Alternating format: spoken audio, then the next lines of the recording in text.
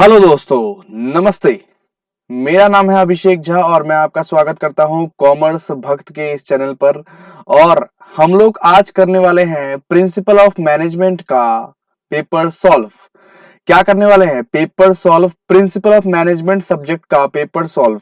Semester 1 में principle of management जो subject आपका है सीयू के मतलब कैलकाटा यूनिवर्सिटी के जो छात्र हैं उनके एक सब्जेक्ट होते हैं सेमेस्टर 1 में प्रिंसिपल ऑफ मैनेजमेंट। तो उनके पेपर्स आज मैं आपको सॉल्व करके दिखाने वाला हूं। ठीक है, आपको किस तरह से अप्रोच करना है, किस तरह से अटेंड करना है पेपर, और किस तरह से ऑब्वियसली आपका पेपर सॉल्व करते वक्त क्या क्या बातों का ध्यान रखना है, ये सब सारे बात मैं साथ साथ बताता चलूंगा और पेपर सॉल्व करेंगे विथ एक्सप्लेनेशन। तो इस चैनल पर बनने के लिए, इस चैनल पर सबसे पहले तो बने रहिए इसी बात के लिए। और आपको क्या करना है, लाइक करना है और शेयर करना है अपने दोस्तों को, और सब्सक्राइब भी करना है साथ साथ। ठीक है ना? चलिए स्टार्ट करते हैं हम लोग। अभी ज्यादा देरी नहीं करते हैं और फटाफट से एक पेपर तुरंत सॉल्व कर लेते हैं प्रिंसिपल ऑफ मैनेजमेंट का। ठीक है, आइए देखिए, यहाँ पे प्रिंसिपल ऑफ मैनेजमेंट का हम लोग पेपर सॉल्व करने वाले हैं। ये ऑब्वियसली मैं एक बुक से लिया हूं, एक पर्टिकुलर बुक से स्कैन करके मेरे को लेना पड़ा क्योंकि वेबसाइट्स पे और नेट्स पे अवेलेबल नहीं है। लेकिन प्रिंसिपल ऑफ मैनेजमेंट का सारा पेपर्स ये 2018 का पेपर है, ये 2018 का पेपर है। और प्रिंसिपल ऑफ मैनेजमेंट सब्जेक्ट में यही पेपर आया था, सेम टू सेम। और हम लोग इसको ही आज सॉल्व करने वाले हैं पूरे जोश और पूरे होश से। ठीक है, तो चलिए बने रहिए। देखिए, नंबर 1 सॉल्व करते हैं पहले। नंबर 1 क्या है? ये dash is the harmonious inter relation of function and staff. तो कहां पे फंक्शन और स्टाफ का हारमोनियस इंटर रिलेशनशिप चलता है? बोलिए बोलिए बोलिए। ऑब्वियसली फंक्शनिंग कहां पे चलता है? एक ऑर्गेनाइजेशन, एक ऑब्वियसली एक कंपनी या एक बिजनेस फंक्शन कहां पे करता है? ऑर्गेनाइजेशन में। ऑर्गेनाइजेशंस के स्टेप पे फंक्शन करना सीखता है। तो सबसे पहला का आंसर होगा क्या? ऑर्गेनाइजेशन। सबसे पहला का आंसर होगा क्या? ऑर्गेनाइजेशन। दूसरा वाला दूसरा वाला देखते हैं। The advocate of bureaucratic management वास क्या होगा आंसर? Max weber. याद कर लीजिएगा इसको, ये इंपॉर्टेंट है। Max weber, the advocate of bureaucratic management वास मैक्स वेबर। अब थर्ड वाला पढ़ते हैं। देखिए, ग्रुप ए में तो सबसे पहले आपको 1 मार्क्स का ही क्वेश्चन देगा, एमसीक्यू रहेगा सारा का सारा। लेकिन आपको आसानी से जवाब नहीं देना है, आपको सोच समझ के जवाब देना है, बिकॉज नेगेटिव मार्किंग रहता है। नेगेटिव मार्किंग, आप गलती से भी नेगेटिव मार्किंग वाला चीज को इतना ज्यादा जल्दबाजी में मत कीजिएगा। आपके पास इनफ टाइम रहेगा, आप लोग सोच समझ के कीजिएगा। ठीक है, अब तीसरा वाला पढ़ते हैं। Which is not the feature of the sound organization. Sound मतलब जो ऑर्गेनाइजेशन अच्छा है, जो ऑर्गेनाइजेशन अच्छा है। साउंड मतलब ये नहीं कि आवाज करने वाला ऑर्गेनाइजेशन है, अरे भाई नहीं। जो फाइनेंशियली साउंड कंपनीज है, जो फाइनेंशियली साउंड ऑर्गेनाइजेशन है, जिसके पास जो कंपनी अच्छी से चल रही है, तो क्या क्या फीचर होते हैं साउंड ऑर्गेनाइजेशंस का? एक अच्छी कंपनी का क्या क्या फीचर होता है? देखिए, हार्मोनिज्म ऑफ ऑब्जेक्टिव होता होगा, डिवीजन ऑफ वर्क या डेलीगेशन ऑफ अथॉरिटी, फोरकास्टिंग। हाँ, एक साउंड ऑर्गेनाइजेशंस, ये सब तो सारे के सारे ऑर्गेनाइजेशंस करते हैं। ए बी सी, ये सब तो सारे के सारे ऑर्गेनाइजेशंस करते हैं, है ना? सब के सब ऑर्गेनाइजेशंस फॉलो करते हैं, चाहे अच्छे हो या बुरे, चाहे छोटे हो या बड़े, हर के हर ऑर्गेनाइजेशंस करते हैं। लेकिन फोरकास्टिंग बस साउंड ऑर्गेनाइजेशन से करता है। जो ऑर्गेनाइजेशन अच्छा है वो हमेशा फोरकास्टिंग पे ध्यान देते हैं, वो हमेशा फोरकास्टिंग पे ध्यान देते हैं। फोरकास्टिंग मतलब क्या होता है पता है आपको? फोरकास्टिंग मतलब पता है क्या होता है? अरे, हम लोग अपने बिजनेस को एनालाइज करने के लिए फोरकास्ट करते हैं कि हमारा बिजनेस आगे चल के क्या करने वाला है। हम लोग आगे देखने की कोशिश करते हैं, अपने बिजनेस का फ्यूचर देखने की कोशिश करते हैं, अपने बिजनेस का फ्यूचर देखने की कोशिश करते हैं हम लोग, उसको बोलते हैं फोरकास्टिंग। और हम लोग पहले से ही वो सारी चीज अडेप्ट कर लेते हैं जो संभावनाएं होती है हमारे बिजनेस को।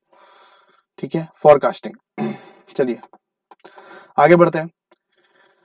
देखिए, fourth number, it is the entirely of objective, अच्छा, function, responsibility, power, obligation of members of the organisations. It is entirely of objectives, functions, responsibility, power and obligations of member of the organisations. तो इसका इसका क्या है, ये सब चीज कहाँ पे होता है, कहाँ पे फंक्शन देखा जाता है, रिस्पॉन्सिबिलिटी देखा जाता है, पावर देखा जाता है, ऑब्लिगेशंस ऑफ मेंबर देखा जाता है, ऑब्वियसली ऑर्गेनाइजेशनल स्ट्रक्चर्स में देखा जाता है। ये कहाँ पे देखा जाता है, ऑर्गेनाइजेशनल स्ट्रक्चर में देखा जाता है, ऑर्गेनाइजेशनल स्ट्रक्चर्स में देखा जाता है। ठीक है, आगे बढ़ते हैं, नंबर 5 पढ़ते हैं। Dash refers to a method influencing the activity as an individual or a group towards the achievement of goals। मतलब कौन सा एक एक्टिविटी है, कौन सा एक एक्टिविटी है जो हमें इन्फ्लुएंस करता है कि तुम अचीव करो गोल को। इसमें से कौन सा चीज है जो अचीविंग ऑफ गोल में हमें मदद करता है, अचीविंग ऑफ गोल में हमें मदद करता है। क्या फ्रेंडशिप क्या अचीविंग ऑफ गोल में मदद करता है? नहीं सर, फ्रेंड्स कभी भी अचीव नहीं होने देते हैं गोल। तो फ्रेंड्स कभी भी अचीव होने ही नहीं देते हैं गोल। सेल्समैनशिप नहीं, सेल्समैनशिप से गोल ओरिएंटेड का क्या दिक्कत है? अचीवमेंट ऑफ गोल से क्या रिलेशन है? नहीं ना, बिल्कुल नहीं है। ऑल ऑफ दिस तो हो ही नहीं सकता, बिकॉज दो ऑप्शन तो बिल्कुल ही गलत हो गए। हाँ, एक ऑप्शन है कि लीडरशिप। अगर लीडर्स मेरा अच्छा रहेगा, अगर लीडरशिप अच्छा रहेगा, अगर किसी आदमी का लीडरशिप अच्छा रहेगा तो वो अपने ग्रुप्स को कंट्रोल कर पाएगा और वो अपने ग्रुप्स को गोल अचीव करने में हेल्प करा पाएगा। वो अपने ग्रुप को, वो अपने पूरे के पूरे ग्रुप को संभाल के गोल को अचीव करवा देगा, है ना। लॉजिक समझ में आया? सारा इंटरप्रेशन समझ में आ रहा है? देखो, इतने सारे इंटरप्रेट करके तुमको समझा रहा हूं, ठीक है। तो ये 2018 का पेपर है, तो 2018 का पेपर को ऑब्वियसली बहुत अच्छे से ये सब चीज एमसीक्यू को ध्यान रख लो, क्योंकि ये सब सारे एमसीक्यू, ये सब इसमें से सारे नहीं आएंगे, लेकिन इसमें से एटलीस्ट 10 तो फंसेंगे। तो ये सब ध्यान दो। चलो 6 वाला पढ़ते हैं। Dash influences the outlook of employees. क्या इन्फ्लुएंस करता है? Control, leadership, directing, planning. Control तो बिल्कुल भी आउटलुक नहीं बताता एम्प्लॉइज को। एम्प्लॉइज का आउटलुक क्या कंट्रोल बताता है, या डायरेक्टिंग बताता है, प्लानिंग बताता है? नहीं, एम्प्लॉइज का आउटलुक क्या है? लीडरशिप। जैसा लीडरशिप है उसी में आउटलुक नजर में आ जाता है, ठीक है। आंसर क्या है? Leadership. Carrot and stick policy, carrot and stick policy, ये क्वेश्चन बहुत ज्यादा इंपॉर्टेंट है और बहुत कॉमन है। Carrot and stick policy is related with, carrot and stick policy is related with planning, motivation, directing, coordination. अरे, carrot and stick policy is related with motivation, carrot and stick motivation, ठीक है, motivate करता है उसको। चलो next पढ़ते हैं। Decentralization of power, decentralization of power, decentralization of power, authority and decision making is a feature of free reign leadership, autocratic leadership, dictatorial leadership, या ये डेमोक्रेटिक लीडरशिप। अरे भाई, फ्री रेन लीडरशिप। डिसेंट्रलाइजेशन मतलब क्या हो गया? अपने अपने आपको, अपने ब्रांचेस को डिसेंट्रलाइज कर देना, हर जगह फैला देना। एक जगह पे कोई पावर नहीं है, जैसे कि सेंट्रलाइज्ड पावर नहीं है, सेंट्रल जगह पे कोई पावर नहीं है, सेंट्रल में कोई नहीं बैठा है। अपने बिजनेस को मैं क्या क्या कर दिया? डिसेंट्रलाइज्ड कर दिया। हर तरफ मैंने अपने अपने बिजनेस को फैला दिया है। अब हर तरफ से ही डिसीजन ले सकते हैं, बांट दिया है रिस्पॉन्सिबिलिटीज को, दूसरे दूसरे जगह में बांट दिए हैं। अकेला इंसान या अकेला ब्रांच रिस्पॉन्सिबिलिटी पूरा नहीं ले रहा है अभी। सेंट्रलाइज्ड मतलब क्या होता है? एक सेंट्रल जगह पे जहां पे सारा का सारा डिसीजन लिया जाता है, उसको बांट के अलग अलग सेक्टर्स में रख दिया गया है, रिस्पॉन्सिबिलिटी को बांट दिया गया है, तो उसको क्या बोलते हैं? डिसेंट्रलाइजेशन। तो decentralization of the power, authority, decision making किसके फीचर है? फ्री रेन लीडरशिप के, फ्री रेन लीडरशिप के, ठीक है। अच्छे से याद करना है इसको, अच्छे से पढ़ना है इसको। देखो उसके बाद 9वां, departmental planning, directing, coordinating and control functions are performed by. कौन ये सब चीज परफॉर्म करता है? Departmental planning, directing, coordinating and control functions कौन कौन परफॉर्म करता है? मिडिल लेवल मैनेजमेंट, ये top level managers, lower level managers, none of this. भाई देखो इसमें तो कैसे करके एमसीक्यू सॉल्व करना है, कैसे करके एमसीक्यू सॉल्व करना है, मेरा ये मोटिव नहीं है। एमसीक्यू का तो ऑब्वियसली आपके पास आंसर शीट दिया ही हुआ है तो डायरेक्टली आप देख सकते थे, लेकिन मेरा ये मोटिव है कि मैं आपको इंटरप्रेट करके समझाऊं। सबसे पहले तो वो एमसीक्यू के बारे में समझाऊं आपको, कि एमसीक्यू आपको रट्टे ना मारने पड़े, इंटरप्रेट करके एमसीक्यू को समझाऊं। ठीक है, तो देखिए departmental planning, directing, coordinating and control functions, ये उतने भी बड़े फंक्शंस नहीं है जो टॉप लेवल मैनेजर्स को परफॉर्म करना पड़े, है ना। डिपार्टमेंटल प्लानिंग, डायरेक्टिंग, ये सब चीज उतने भी बड़े फंक्शन नहीं है जो टॉप लेवल मैनेजर्स फॉलो करे, और उतने भी निचले दर्जे के फंक्शंस नहीं है जो कि लोअर लेवल मैनेजर्स को परफॉर्म करे। तो बीच में बचा कौन, ये सब चीज कौन परफॉर्म करता है, मिडिल लेवल मैनेजर्स। कौन परफॉर्म करता है बेटा, मिडिल लेवल मैनेजर्स है। जोर से बोलो, फोकस के साथ देखो, फोकस के साथ देखो, पढ़ा रहा हूं ना, फोकस के साथ देखो और पेपर को आराम से मेरे साथ सॉल्व करो, मेरे साथ सॉल्व करो। कोई घर में और कोई बाहर में कुछ भी सॉल्व करने का दरकार नहीं है, मेरे साथ सॉल्व करो। चलो देखो यहां पे देखो, नंबर 10 देखो, विच one of the following point is not A characteristics of planning. Planning अच्छे से पढ़े हो ना, प्लानिंग अच्छे से पढ़े हो ना। अब ये बताओ कि कौन सा इसमें कैरेक्टरिस्टिक्स नहीं है। प्लानिंग में क्या प्राइमेसी रहती है, बिल्कुल। सिंपलिसिटी रहती है, ऑब्जेक्टिविटी रहती है, अरे भाई सिंपल ही तो रहता है प्लान, प्लान भी तो सिंपलिसिटी ही रहती है, ऑब्जेक्टिविटी भी रहती है। और यहाँ पे एक्सट्रीम रिजिडिटी है क्या, नहीं नहीं नहीं नहीं नहीं, एक्सट्रीम रिजिडिटी तो नहीं रहती है, एक्सट्रीम रिजिडिटी तो नहीं रहती है। ठीक है, तो इसके लिए आप एक्सट्रीम रिजिडिटी बिल्कुल भी नहीं रहती है। ठीक है, चलिए 11 नंबर पढ़ते हैं। एक good plan means removal of uncertainty, attention to the objective, helping coordination, all of this. अरे अनसर्टेनिटी को भी रिमूव कर देता है अच्छा प्लान, अच्छा प्लान अनसर्टेनिटी को भी रिमूव कर देता है। अनसर्टेनिटी मतलब कि नहीं होने की संभावना। अगर तुमने अच्छा प्लान बनाया है तो वो चीज होकर ही रहेगा, वो प्लान तुम्हारा सक्सेसफुल होगा ही, नहीं होने की संभावना क्यों भाई। तुमने अच्छा प्लान बनाया, तुमने अच्छे से प्लान बनाया, तो अनसर्टेनिटी की संभावना को रिमूव कर देता है, बिल्कुल। ठीक है, attention to the objective, attention to the objective तो बिल्कुल भी ऑब्जेक्टिव पे फोकस रहता है ना। अच्छा प्लान तुमने बनाया है तो ऑब्जेक्टिव पे तो फोकस रहता है, तुमने जो गोल बनाया है, तुमने जो गोल बनाया है उस पे तो फोकस बिल्कुल रहेगा, उस पे तो तुम अटेंशन जरूर दोगे। हेल्पिंग इन कोऑर्डिनेशन, अच्छा प्लान एक साथ, अच्छा प्लान कोऑर्डिनेशन में बनता है, अच्छा प्लान सिंगल आदमी नहीं बना सकता, अच्छा प्लान सबका समूह, सबका विचार लेके बनाया जाता है। तो इसमें क्या होगा, all of this, all of this is the option, correct option, all of this is a correct option. ठीक है, देखो कितना अच्छे से इंटरप्रेट कर रहा हूं, है ना। आगे बढ़ते हैं। Who was the advocate of the 14 principle of management? 14 principle of management कौन है, एडवोकेट कौन है, बचपन से तुम पढ़ते आ रहे हो यार, बिजनेस स्टडीज में भी तुम पढ़े हो, बिजनेस स्टडीज में भी तुम पढ़े हो। जोर से बोलो, जोर से, जोर से, धीरे से नहीं, मेरे को सारा आवाज सुनता है, मेरे को सारे आवाज सुनता है, मेरे को शक्तियां है, मैं तुम्हारी आवाज सुन सकता हूँ। मैं मैं मैं ये भी देख सकता हूँ कि बहुत जन लेट के देख रहे हैं, पाप लगेगा। चलो देखो यहां से, हेनरी फॉयल। ठीक है, इसका आंसर क्या है, हेनरी फॉयल। कौन 14 प्रिंसिपल ऑफ मैनेजमेंट बनाया है, हेनरी फॉयल। ठीक है, चलिए आगे। Henry foil is called the father of modern management, scientific management, marketing management, industrial management, obviously modern management. Henry foil is called the father of modern management.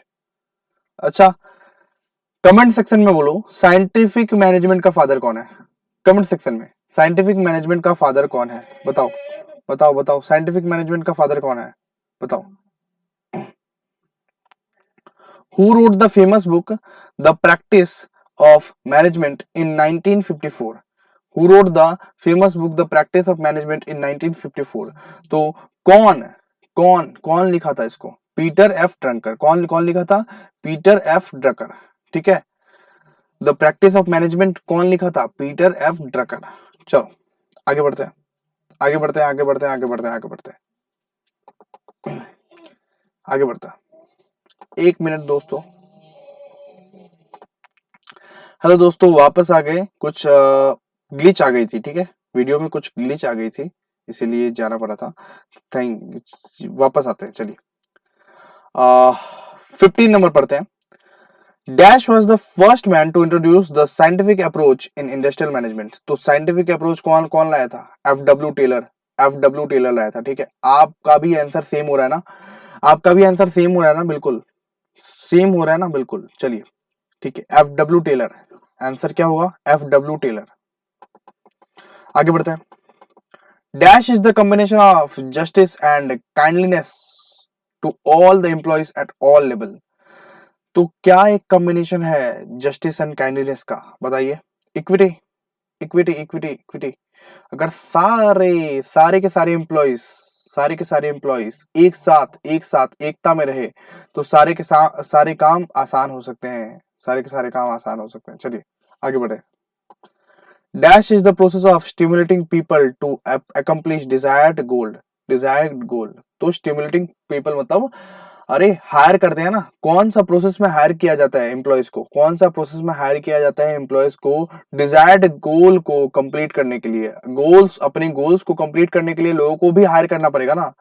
चुनिंदे चुनिंदे लोगों को भी higher करना पड़ेगा ना। उसको उसको क्या बोलते हैं? नॉर्मली स्टाफिंग बोलते हैं। क्या बोलते हैं इसको? स्टाफिंग बोलते हैं। The advocate of X and Y theory in motivation was, कौन है? X and Y theory motivation में कौन लाए थे? MC Gregor. एमसी ग्रेगर कौन लाए थे? MC Gregor. चलिए आगे बढ़ते हैं। Fair and punishment theory is one of the traditional theories of fair and punishment theory is one of the traditional theory of motivation. भाई मोटिवेशन, मोटिवेशन मतलब ये मत समझना कि संदीप महेश्वरी का ही सिर्फ मोटिवेशन रहता है। मोटिवेशन एक पॉजिटिव वे में भी हो सकता है। पॉजिटिव वे में मोटिवेशन किसको बोलते हैं? जस्ट ऐसे ही मोटिवेट कर दिया। दूसरा, कुछ पैसे दे दिए। तीसरा, कुछ सहानुभूति दे दिए। तो इसको पॉजिटिव वे में मोटिवेशन बोलते हैं। नेगेटिव वे में मोटिवेशन किसको बोलते हैं? जैसे कि डराते हैं, धमकाते हैं और पनिशमेंट देते हैं। डराते हैं, धमकाते हैं, पनिशमेंट देते हैं, जॉब से निकालने की धमकी देते हैं, उसको नेगेटिव वे में मोटिवेशन बोलते हैं। उससे भी इंसान मोटिवेट होकर काम करने लगता है ना। अगर तुमको कोई ऑब्वियसली डराएगा, धमकाएगा तो तुम डर के काम करने लगोगे। तो उसको बोलते हैं। ठीक है, चलिए। The last step of management process, last step क्या रहता है? नॉर्मली कंट्रोलिंग रहता है। लास्ट स्टेप क्या रहता है? कंट्रोलिंग रहता है। कंट्रोलिंग रहता है। ठीक है, लास्ट स्टेप क्या बोलते हैं? कंट्रोलिंग बोलते हैं। ठीक है, चलिए ग्रुप बी अब पढ़ते हैं। ग्रुप बी, ठीक है। तो ग्रुप बी में हम लोग अभी करते हैं शुरू। ग्रुप बी को अभी करते हैं शुरू। चलिए। Business forecasting refers to the inference of probable event. Inference of probable event जो हो भी सकता है, नहीं भी हो सकता है, उसको ही बोलते हैं probable। जो हो भी सकता है, नहीं भी हो सकता है। बिजनेस फोरकास्टिंग हम लोग क्यों करते हैं? बिजनेस फोरकास्टिंग हम लोग बिजनेस को ग्रोथ के लिए करते हैं। बिजनेस आगे क्या, मतलब आगे का रास्ता हम लोग देख पाए और मतलब आगे के प्रोबेबल लॉसेस या प्रोबेबल कुछ भी हम लोग देख पाए, प्रोबेबल रास्ता हम लोग देख पाए तो, लेकिन वो चीज, वो इवेंट हो भी सकता है, वो नहीं भी हो सकता है ना। चलिए आगे बढ़ते हैं। Planning and forecasting are the synonyms because they deal with future phenomena. Planning और फोरकास्टिंग ये तो फ्यूचर के ऊपर डिपेंड है ना। ऑब्वियसली फ्यूचर के ऊपर डिपेंड रहता है। प्लानिंग और फोरकास्टिंग दोनों के दोनों ही फ्यूचर के ऊपर डिपेंड रहता है ना। चलिए तीसरा पढ़ते हैं। ये मैं बता दूं, ये 2-2 मार्क्स के क्वेश्चन है। ठीक है, ये 1 मार्क्स के क्वेश्चन आपके नहीं आएंगे। ये ग्रुप बी है, ग्रुप बी में 2-2 मार्क्स के क्वेश्चन आ जाते हैं। ठीक है, चलिए यही सब समझ के आपको पढ़ना है। Principle of departmentalization, principle of division of work, principle of unity of command are the basic principle of departmentalization. कौन सिखाया है? डिवीजन ऑफ वर्क कौन सिखाया है? यूनिटी ऑफ कमांड कौन कौन सिखाया? और obviously basic principle of planning है, ऑर्गेनाइजेशन है या कंट्रोलिंग है? बताइए बताइए बताइए। अरे भाई डिवीजन ऑफ वर्क कहाँ पे होता है? डिपार्टमेंटलाइजेशन कहाँ पे होता है? यूनिटी ऑफ कमांड कहाँ पे देखा जाता है? ऑर्गेनाइजेशन में। ऑर्गेनाइजेशन में ही सारे के सारे चीज देखा जाता है। डिपार्टमेंटलाइजेशन भी देखा जाता है। डिपार्टमेंट में बांट दिया जाता है, डिपार्टमेंट में बांट दिया जाता है, डिवीजन ऑफ वर्क कर दिया जाता है। हर आदमी को हर काम दे दिया जाता है। एक आदमी को हर काम, अगर एक आदमी को सारे के सारे काम मतलब ये दे दिया जाए तो वो क्या कर पाएगा? नहीं ना। तो हर आदमी को, हर पर्टिकुलर आदमी को जो अकाउंट्स में बेस्ट है तो उसको अकाउंटिंग डिपार्टमेंट में दे दिया, जो टैक्स में बेस्ट है उसको टैक्सेशन डिपार्टमेंट में दे दिया, तो उसको ही बोलते हैं ऑब्वियसली हम लोग क्या बोलते हैं, डिवीजन ऑफ वर्क और यूनिटी ऑफ कमांड। एकता में बल है, एकता में बल है ना। ये सब किसके बेसिक प्रिंसिपल है? ये सब ऑर्गेनाइजेशंस के बेसिक प्रिंसिपल है, ठीक है। चलिए आगे बढ़ते हैं। ये delegation of authority refers to, मतलब कि डेलीगेशन ऑफ अथॉरिटी मतलब क्या होता है? अपने अथॉरिटी को किसी को डेलीगेट करना। जैसे कि हमारे बॉस के ऊपर इतने सारे बर्डन रहते हैं, थोड़े से बर्डन वो क्या किए, एक होनहार एम्प्लॉय को दे दिए कि ये ले, अब ये बर्डन तुम्हारा है। एक होनहार एम्प्लॉय, एक ट्रस्टेबल एम्प्लॉय को दे दिया, ठीक है। एलोकेशन, तो इसका अब पढ़िए, मतलब ये delegation of authority refers to allocation of resources to the employees, allocation of duties and responsibilities to the employees. तो यही है ना, ड्यूटीज और रिस्पॉन्सिबिलिटी किसको दे देते हैं? अपने माथे का बर्डन का जो ड्यूटी एंड रिस्पॉन्सिबिलिटीज है, थोड़ी सी रिस्पॉन्सिबिलिटी किसको देते थे? अपने होनहार एम्प्लॉयज को, ठीक है। चलिए आगे बढ़ते हैं। Functional organizations established on rational principle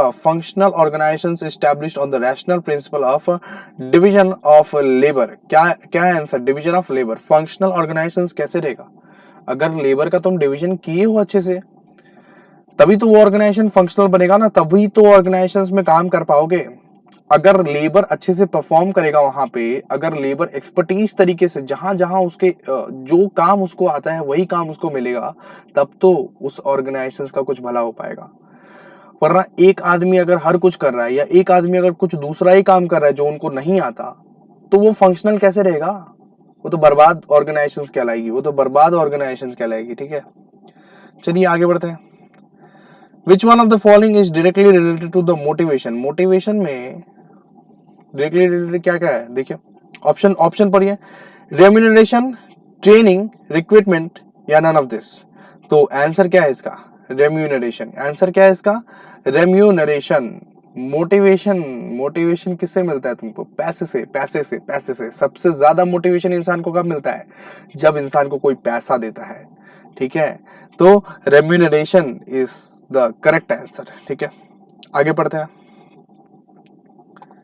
Abraham Maslow has arranged the human needs chronologically in the following way. Mark the correct arrangement. Correct arrangement क्या है इसका? देखिए, फिजियोलॉजिकल, सेफ्टी, नहीं यार, फिजियोलॉजिकल के बाद सेफ्टी तो नहीं आनी चाहिए। बिल्कुल आती है सेफ्टी, फिजियोलॉजिकल के बाद सेफ्टी आती है, समझे। मैं ऐसे ही कंफ्यूज करता रहूंगा धीरे धीरे, ठीक है। सबसे पहले तो देखिए, psychological, safety, social, self actualization, esteem needs. नहीं, एस्टीम तो पहले आता है। देखिए, सबसे पहले तो हम लोगों को साइकोलॉजिकल नीड्स की बहुत ज्यादा दरकार है, उसके बाद सेफ्टी, उसके बाद हम लोग क्या क्या खोजते हैं, उसके बाद सेफ्टी, उसके बाद सोशल, उसके बाद एस्टीम एंड उसके बाद सेल्फ एक्चुअलाइजेशन नीड्स। तो थर्ड वाला आंसर सही रहेगा। साइकोलॉजिकल नीड्स में क्या क्या आते हैं? रोटी कपड़ा मकान। सेफ्टी में क्या क्या आता है कि हमको ऑब्वियसली इंश्योरेंस करवाना है, हमको ऑब्वियसली अपने हेल्थ का ध्यान रखना है, अपने हेल्थ इंश्योरेंस करवाना है, लाइफ इंश्योरेंस करवाना है, प्रोविडेंट फंड के लिए कुछ पैसे जमा करना है। उसके बाद वो नीड्स अगर सेटिस्फाइड हो गया तो इंसान को क्या क्या चाहिए? थोड़ी सी दोस्ती यारी, थोड़ी सी सोसाइटी के साथ रिलेशनशिप बनाना चाहती है, तो ऑब्वियसली वो सोशल नीड कहलाती है। एस्टीम, उसके बाद उसके अंदर ईगो आ जाता है, उसको चाहिए होता है कि मेरे को अब सब रिस्पेक्ट देके बुलाए, ठीक है। उसके बाद सेल्फ एक्चुअलाइजेशन नीड। तो ये पांचों के पांचों नीड्स एकदम सीक्वेंस वाइज लिखने पड़ते हैं, ठीक है। तो आंसर हो गया सी। आगे बढ़ते हैं। 8वां नंबर देखिए, the factors associated with the motivation of theory of Herzberg. चलिए क्या है? Hygienic factors, motivating factors, both A and B, none of this. तो इन्होंने तो बोथ ए एंड बी ही दिया है, ठीक है। The factors associated with the motivation theory of Herzberg, तो इधर क्या होगा? both hygienic factors and motivating factor, both hygienic factors and motivating factor, both hygienic factor and motivating factor। चलिए आगे बढ़ते हैं। which one of the following is the pre condition of control. Controlling के लिए क्या कंडीशन सबसे पहले हम लोग को लगता है, मतलब प्री कंडीशन ऑफ कंट्रोल मतलब क्या पता है? कंट्रोलिंग के पहले क्या आता है? कंट्रोलिंग के पहले क्या करना जरूरी हो जाता है? Planning, organisations.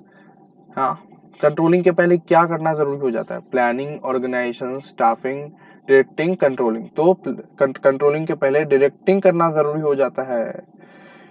अगर तुम एम्प्लॉयज को मोटिवेट नहीं कर रहे हो, अगर तुम एम्प्लॉयज को गाइड नहीं कर रहे हो, तो तुम कंट्रोल कैसे कर पाओगे कि क्या काम किए एम्प्लॉयज ने? तुमको पहले मोटिवेट करना पड़ेगा ना, है ना। चलो आगे बढ़ते हैं। Which one of the following is not the component of all over the control? कौन सा not the component of all over the control है? Break even analysis. अरे भाई, ब्रेक इवन एनालिसिस तो मोस्ट इंपॉर्टेंट है कंट्रोलिंग के लिए। Management audit ये भी कंट्रोलिंग के लिए बहुत ज्यादा इंपॉर्टेंट है। इंटरनल ऑडिट ये भी बहुत ज्यादा इंपॉर्टेंट है। ह्यूमन रिसोर्स वैल्यूएशन कहाँ से आ गया भाई? ह्यूमन रिसोर्स वैल्यूएशन तो बिल्कुल भी काम ही नहीं है इसका कुछ कंट्रोलिंग के मामले में, है ना। अब नेक्स्ट पढ़ते हैं। The contributors of human behavioural school. The contributors of human behavioural school कौन कौन है? एफ मॉस्लो, हर्जबर्ग एंड मेरी पार्केट फॉलेट। तो यही आंसर है। और बिल्कुल आपको भी अच्छे से पढ़ना है, आपको भी बिल्कुल अच्छे से पढ़ना है। ये वीडियो अगर 2 बार देख लीजिए, 2 बार आपने देख लिया तो आपके ये सारे के सारे एमसीक्यूज मुखस्त हो जाएंगे। इसमें से 5-10 अगर फंस गए एग्जाम में तो बोलिए कितनी ज्यादा आप थैंक यू बोलेंगे मुझको। बहुत ज्यादा ही थैंक यू बोलेंगे आप मेरे को।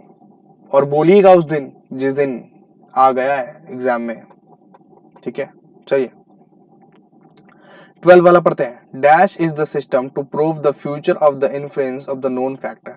तो कौन सा ऐसा सिस्टम है जिससे हम फ्यूचर जानने की इच्छा रखते हैं और शायद जान भी सकते हैं, शायद जान भी सकते हैं कि क्या होने वाला है फ्यूचर में? फॉरकास्टिंग बोलते हैं उसको। क्या बोलते हैं? फॉरकास्टिंग बोलते हैं, फॉरकास्टिंग बोलते हैं। Forecasting is the correct answer, जिससे हमको ये पता चल जाता है, थोड़ा बहुत अनुभव हो जाता है कि फ्यूचर में क्या होने वाला है और हमें क्या अभी करना चाहिए। अच्छा बिजनेस, साउंड कंपनीज इसीलिए फॉरकास्टिंग करती है, ठीक है। अब पढ़ते हैं। Planning should be accurate, proper, correct and precise. All of this. Accurate तो बिल्कुल ही रहना चाहिए प्लानिंग को, प्रॉपर भी बिल्कुल रहना चाहिए, इनप्रॉपर रहने से थोड़ा ना चलेगा, करेक्ट एंड प्रिसाइज भी रहना चाहिए। ऑल ऑफ दिस ही है आंसर है। क्या है? ऑल ऑफ दिस आंसर है, ठीक है। अब आगे बढ़ते हैं। One of the characteristics of the planning is, सबसे पहले फीचर्स हम लोग को देखना है। ये time consuming, it's not a feature, it's a disadvantage. It's a disadvantage मतलब ये डिसएडवांटेज है, फीचर नहीं है भाई, फीचर नहीं है ये सब। Helping in function of control, हाँ ये एक फीचर हो सकता है। अब थर्ड आंसर पढ़ लेते हैं, उसके बाद डिसाइड करते हैं। Costly, want of reliable information. तो सबसे ज्यादा सटीक आंसर मेरे को यही लगा, helping in function of control. बाकी सब तो डिसएडवांटेज दे दिया है, बाकी सब तो हमको डिसएडवांटेज दे दिया, ठीक है। एक यही एक एडवांटेज है, एक यही एक कैरेक्टरिस्टिक्स दे के रखा है, ठीक है। अब पढ़ते हैं। The overall programme of business is called, the overall programme of business is called long range plan, short range plan, master plan या none of this. Long range plan किसको बोलते हैं? जो 10 साल बहुत दिनों के लिए बनते हैं। शॉर्ट रेंज प्लान किसको बोलते हैं? जो 1 साल के भीतर भीतर बनते हैं। लेकिन ये तो कुछ और ही बोला है ना, the overall programme of business, इसको क्या बोलते हैं? नॉर्मली मास्टर प्लान बोलते हैं, ठीक है, मास्टर प्लान। देखिए 16 नंबर पढ़ते हैं। Management is the art of getting thing done through the efforts of the other people. The statement is given by, कौन दिया था ये स्टेटमेंट? हेनरी फॉयल दिया था? नहीं भाई, बिल्कुल हेनरी फॉयल ये सब स्टेटमेंट नहीं देता था। हेनरी फॉयल बहुत सीधा आदमी था। पीटर एफ ड्रकर दिया था? नहीं भाई, पीटर एफ ड्रकर भी नहीं देता ये सब। जीआर ये टेरी दिया था? नहीं नहीं नहीं नहीं, ये भी नहीं देते हैं। तो बचा कौन? एले आपले, एले आपले, एले आपले, एले आपले। चलिए आगे बढ़ते हैं। सब्सक्राइब जरूर करो यार, सब्सक्राइब जरूर करो, सब्सक्राइब करना भूल मत जाना। सब्सक्राइब करो, लाइक करो और फोकस के साथ देखो, पढ़ाई लिखाई करो। चलिए, विच of the following arrangement of managerial functions is in correct sequence? कौन सा इनकरेक्ट सीक्वेंस में है भाई? कौन सा इनकरेक्ट सीक्वेंस में है? Planning, organization, directing, controlling. Planning, organization, directing, controlling. अच्छा, प्लानिंग, कंट्रोलिंग, ऑर्गेनाइजेशन, डायरेक्टिंग, ठीक है। Planning, directing, controlling, organization. Planning, controlling, directing, organizing. मतलब यहाँ पे ना पता है, यहाँ पे करेक्ट, ये क्वेश्चन गलत है। ये क्वेश्चन को आप प्लीज करेक्ट कीजिएगा, ये क्वेश्चन गलत है। यहाँ पे बोला गया है कि कौन सा मैनेजरियल फंक्शंस करेक्ट सीक्वेंस में लिखा हुआ है, तो of course option A correct sequence में लिखा हुआ है। ऑप्शन ए ही तो करेक्ट सीक्वेंस में लिखा हुआ है, इसमें कौन सा दोहराई है बताइए आप, कौन सा दोहराई है।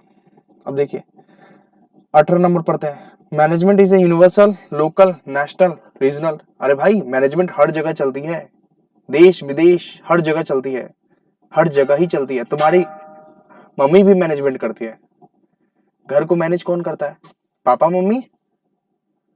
तो मैनेजमेंट क्या है, यूनिवर्सल। ठीक है, आगे बढ़ते हैं। Which is not the function of top level managers, which is not the function of top level management to determine the objective of business, to prepare the long range planning, to prepare organizational success, to supervise the work।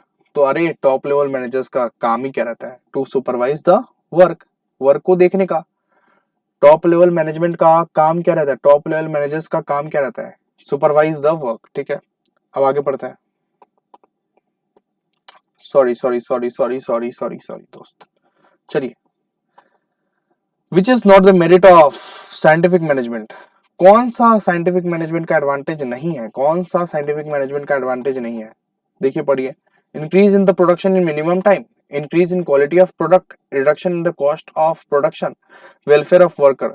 अरे भाई welfare of worker, worker कुछ देखता नहीं है भाई, worker का welfare कभी भी साइंटिफिक मैनेजमेंट देखता नहीं है। ठीक है, वर्कर का वेलफेयर कभी भी साइंटिफिक मैनेजमेंट देखता नहीं है। चलिए, नेगेटिव मार्किंग रहेंगे, इसलिए आपको ध्यान से सारे के सारे आंसर्स देने पड़ेंगे,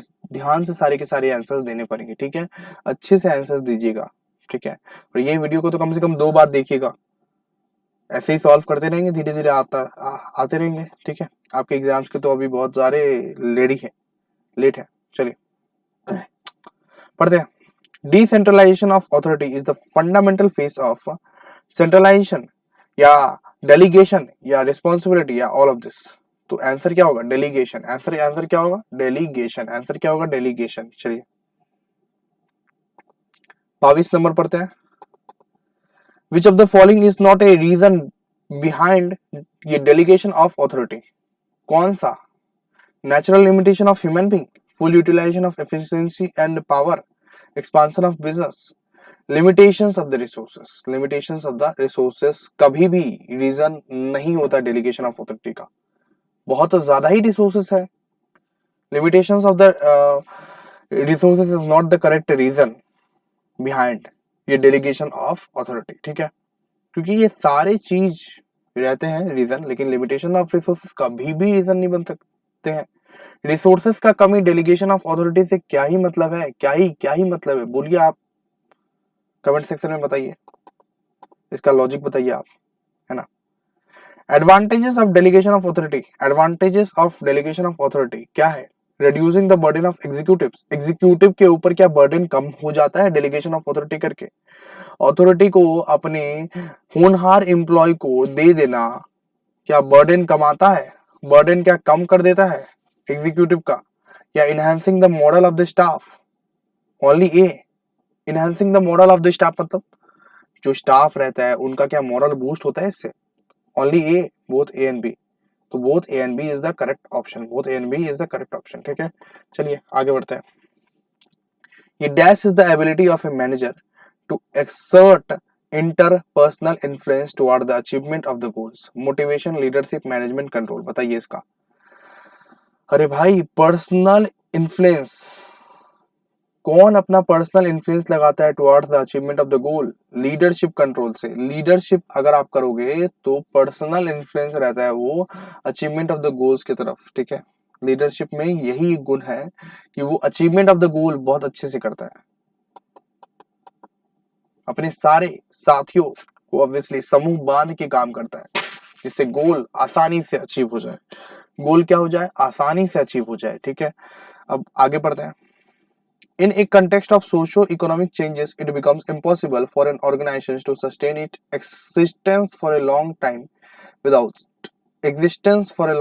without promoter, manager, leader, controller. देखिए सोशो इकोनॉमिक चेंजेस में हमें मैनेजर की बहुत ज्यादा रिक्वायरमेंट है, मैनेजर की तो बहुत ज्यादा ही रिक्वायरमेंट है, इसलिए मैनेजर के बिना कुछ नहीं हो सकता, मैनेजर के बिना हम लोग सस्टेन ही नहीं कर पाएंगे, बिल्कुल ठीक है, लॉन्ग टाइम तक हम लोग सस्टेन ही नहीं कर पाएंगे, मैनेजर का बहुत ज्यादा रोल रहता है। अब आगे, the most important qualities required for a leader, leader को क्या क्या क्वालिटीज रहनी चाहिए, बोलिए लीडर को क्या क्या क्वालिटीज, क्या आप लीडर बनना चाहते हैं फ्यूचर में, लीडर बनना चाहते हैं फ्यूचर में तो क्या क्या क्वालिटीज चाहिए बताइए, आप बताइए। Health, physical soundness and technical knowledge, ये बिल्कुल सही लग रहा है यार, सबसे पहला ही आंसर हमारा सही लग रहा है। अब देखिए दूसरा आंसर में, दूसरा भी पढ़ लेते हैं आपके सेटिस्फिकेशन के लिए, दूसरा भी पढ़ लेते हैं आपके, mental force, enterprise and friendliness. अरे भाई फ्रेंडलीनेस तो रहना ही नहीं चाहिए, वरना तो दोस्त लोग तो ऑब्वियसली लेके लेके जाएगा, अरे चल दोस्त पार्टी करते हैं, अरे चल चल दोस्त बर्गर खाते हैं, तो ये सब लीडर का क्वालिटी होना ही नहीं चाहिए। लीडर का हेल्थ अच्छा रहना चाहिए, फिजिकल साउंडलीनेस रहना चाहिए और टेक्निकल नॉलेज रहना चाहिए, बिल्कुल। आगे, behavioural conditions leadership theory was developed by, किसने डेवलप किया था, आर ये तनन बॉम एंड डब्ल्यू स्क्यूरेट, ठीक है, इन्होंने डेवलप किया था बिहेवियरल कंटिन्यूम लीडरशिप थ्योरी, ठीक है। चलिए अब आगे बढ़ते हैं।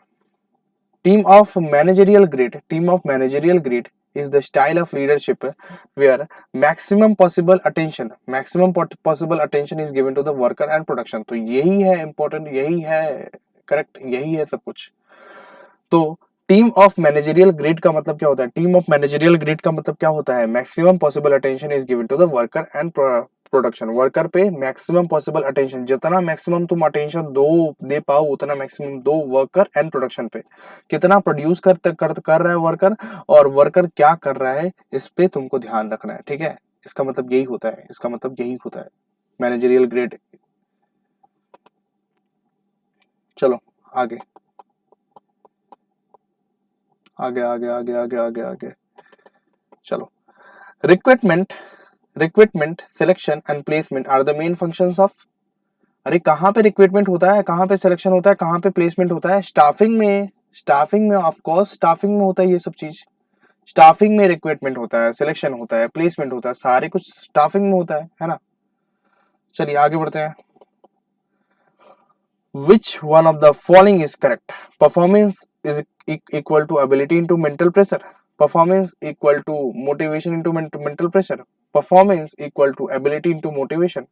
अरे भाई परफॉर्मेंस कैसे आएगी, performance equal to ability into motivation, performance is equal to ability into motivation. मेरे को एबिलिटी है, मेरे पास काम करने की क्षमता है और साथ में मोटिवेशन भी है, मेरे पास मैं काम कर सकता हूँ, मैं अकाउंटेंट का जॉब कर सकता हूँ और मेरे पास मान लो मैं अकाउंटेंट का जॉब कर सकता हूँ और मेरे पास एक दिमाग से मोटिवेशन भी है, तब जाके मेरा परफॉर्मेंस निकलेगा।